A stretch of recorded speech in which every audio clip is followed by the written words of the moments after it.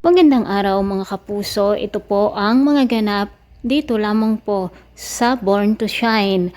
Nagsimula na nga po ang training ni na Jenny dito sa P-POP Camp, Pinoy P-POP Camp, na kung saan ay pumayag na nga si Menchi na sumali ang kanyang anak at tuwang-tuwa nga po si Jenny. Ngunit sa kabila ng bad impression ni Jenny dito kay Vanna Zamora na coach, na trainers coach nila, dahil nga nakatulog si Jenny dito noong una dahil sa paglagay ni Megan ng sleeping pills dito sa kanyang tumbler na inumin. Ngayon ay sobrang na-impress naman itong si Vanna Zamora dahil nga po dito sa hindi pagsuko ni Jenny. At ipinakita niya ang kanyang kakayahan na kahit gaano man kahirap ang ginagawa nilang training ay hindi ito susuko mga kapuso. At yun nga ang nasabi ni Vanna Zamora. At talagang na-impress nga siya dito kay Jenny dahil kahit na gaano kahirap na training ang ipinataw niya dito kay Jenny ay hindi po ito sumuko. Samantala, pinahiya naman ng coach nilang lalaki itong si Megan dahil nga po napaka-overacting daw ang kanyang sayaw.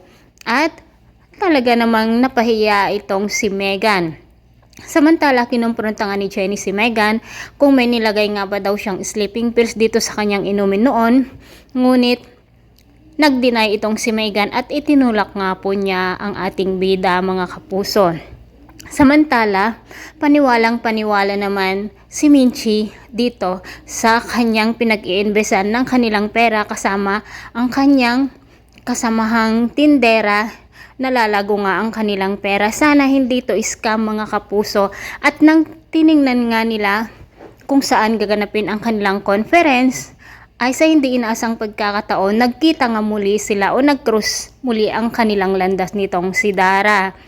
At dito nga naikwento ni Minchi dito sa kanyang kasama kung ano ang naging buhay nila noon nitong si Dara.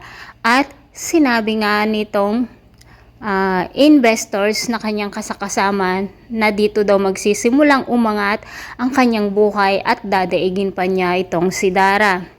Mga kapuso, hanggang ngayon naman ay hindi lumalaban ng patas itong si Megan at patuloy pa rin siyang gumagawa ng paraan para siya ang mananalo at hindi si Jenny. Pakaabangan po natin mga kapuso ang susunod pang ganap na kapanapanabik dito lamang po sa Born to Shine. Maraming salamat po sa walang sawang pagsubaybay. God bless.